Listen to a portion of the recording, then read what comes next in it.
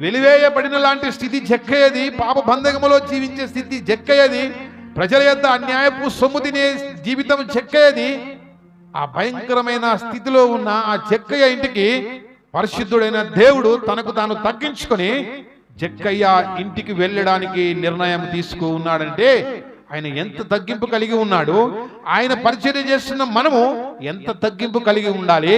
ఆయన ఎంత తగ్గింపు కలిగి ఆ పాపి అయిన జక్కయ్య ఇంటికి వెళుతున్నాడో, స్థితిలోను స్థాయిలోను ప్రతి విషయమైన వాటిలోనూ తగ్గింపు కలిగిన ప్రజల ఎదుట మనం ఆ విధంగా దేవుని నామాన్ని తెలియజేసే వారముగా ఉండాలి. ఈ ప్రజలు అనేక రకాలుగా ఉంటారు. అనేక రకాలైన ప్రజల ఎదుట మనము దేవుని ఎదుట మనము ఆ విధమైన తగ్గింపు కలిగి లేకుంటే మనం దేవుని పరిచర్య చేసిన ఒకటే, చేయకున్నా ఒకటే. మనకు మనమే ఆ డబ్బాలో రాళ్ళు వేసుకొని ఏమంటామండి, లోడా లోడా లోడా లోడా ఊపుకున్నట్టు కాదు.